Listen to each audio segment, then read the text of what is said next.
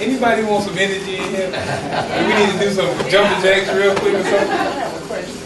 I didn't get a chance to walk over there and ask you this, but I was on Montgomery Street one day checking on the hair dresser for my granddaughter. And me and you ran into each other. That was me. That was you? Yes, I said, I bet that's him when I saw him on me. this. I said, I bet that was him. You told me you had a degree in Science. science and all Yes, that. ma'am. So that was you? Yes, ma'am. Okay. Yes, ma'am. All right, now my question is answered. You was Well, I'm that talking guy. to me about it, you know. Well, I try to talk to anybody about it, okay? Because it's about health and healing. But I show you do it naturally. What if I can show you a way to heal your body without using any medicine whatsoever? I'm talking about not even using the herb. Do y'all think your body is self-healing? You put the right stuff in there. If you put the right stuff in there. What if you don't put nothing in there in case of fasting? I don't know about that. Well, It's for a short term, but then for a long term, you got to put something.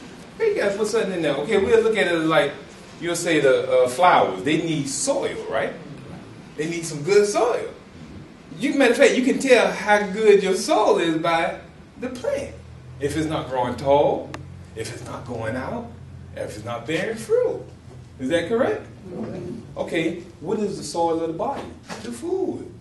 The food that we eat, we swallow it, we masticate it in our mouth, it becomes a bolus, we swallow it, it goes into our stomach digests it, it becomes blood. This blood travels all around our body. And every cell of the body dips a hand in there and pull out what it needs. It's called the law of the minimum. Whatever it is required to build your body up, your cells is going to dip into the blood and pull out those materials to build it with. So what kind of building materials you putting in there? Now, if they would have brought any old material to build this building up, we might not be able to be up in here right now if they just brought anything. Because it could liably fall down. But they had to get the right material. But not say that they were still bringing material here. Say they were still bringing blocks here to build this place. It would look ugly out there, right? You'd have a pile of blocks. Right? Think about it. If they built the place 10 years ago and Home Depot was still delivering bricks over here for the building up, how would you think it looked around here? Too big. Right. So that's the whole concept of proteins. That's what I'm about to talk to you about protein. You know, we're told that we have to be on this high protein diet, that we need so much protein. And when I tell people, I don't even eat protein. Why? Because why do I need it if I already been built? Right? Let me get y'all to follow me a little bit here. Because y'all ain't following me here. All right. Now we're going to say it again. If we building a house, say we're building a house, and we got Lowe's bringing in bricks. All right? And we know proteins are the basic building blocks of us, right? All right. Now say that Home Depot is bringing bricks, but we finished building the house. And they steady dropping off loads of bricks to the house. It's excess. Right, it's in excess. It's in excess, overload. That's the same thing with the proteins that we eat. These meats are even, we can get protein from nuts. You get protein from anything. Protein is in everything. Protein is, you got carbohydrates in everything. You have fats in everything. You have vitamins and minerals in every food. It's just what food are you getting it from, or how you're going to assimilate it. All right? Because when you cook meats are denatured. Those proteins are bind together. Think about your hair. Your hair is protein, right? All right. Now, you ever put fire to your hair? What happened? It denatures it, right? Matter of fact, you cannot get that hair to straighten out no more. Egg is nothing but protein. When you fry it in the frying pan, what happened? You can never bring that egg back to that egg again. It's fried, ready to eat, I guess, now. Okay? So your body can only use amino acids. Do we know what proteins is? Who all here know what proteins is? Well, protein have to be broken down into this thing called amino acids. Have y'all ever heard of that? Yeah. All right, but amino acids can only be utilized in the body one at a time. Only one at a time. But when you heat them, they bind together. then they become useless in your body. Now the body got to get rid of it some kind of way. How does it get rid of it? Either you sneeze it out, you might urine it out, one of the other eliminating organs or routes. It might come through your skin, or it might just go sit in a joint area. They might call it arthritis. That's what the doctor will call it. Or he might even call it gout. Wherever toxemia build up in your body, that's where the doctors give the name of the disease. Do y'all believe in the disease? Anybody in here know anybody who have AIDS? Nobody? Got one person know somebody got AIDS. How many people know anybody who have died from AIDS? Nobody? You know somebody? You actually know them. You seen the paperwork. Nobody never died from AIDS. Well, no, they die from complications. Okay, we'll say complication. Well, what is AIDS? What's the word AIDS? Do anybody know? All is acquired immune deficiency. Okay, what the word acquired mean? If we go in the dictionary, the book, we'll use Webster, for example.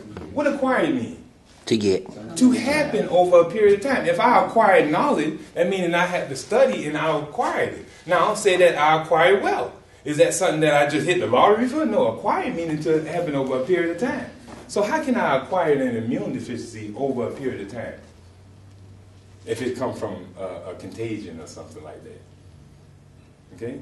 That means that would have to be spontaneous immune deficiency syndrome. But to acquire an immune deficiency syndrome is to happen over a period of time. I know this is kind of strange to you because we've been told so many things with the medical mentality. Medical mentality tell you that you can wake up tomorrow and be stricken down with some terrible disease. But I don't believe that. I believe that my immune system have been weakened so long that any old germ or anything can come in and I die of a complication, in other words. So you're right.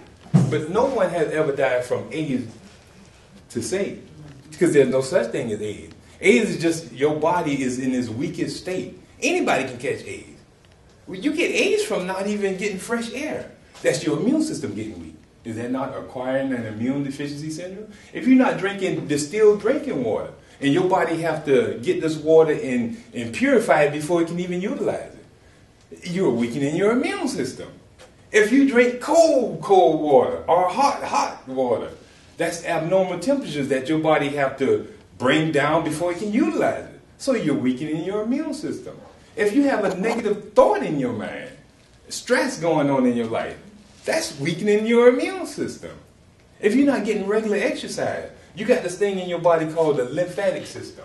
It what cleanse, you say do all the house cleaning in your body. It's the lymphatic system. You got lymph fluid.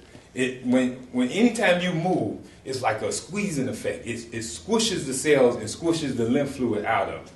That's why when you walk and they tell you to stay in movement when you walk in, your cells are squishing together, cleansing itself and dumping it into your blood system. That's why you notice sometimes when you exercise, right after exercise, you might get a little runny nose, or you just say, I got a little headache. And you wonder where that's from. That's because your body just released a bunch of toxins out of your body to get rid of. That's why it's just real, it's called a healing crisis. We call them healing crises at Hygiene. We don't believe a disease. We don't believe in disease. We believe disease is the body, is remedial action, in other words, meaning that the body is curing itself. That makes sense? Mm-hmm. Let me show you. Now, y'all didn't say it good enough. Does that make sense? Yes. Let me help you let it make sense. All right, think about it. When you get a sneeze, right? Well, say you take something in your body and you produce a little sneeze, right?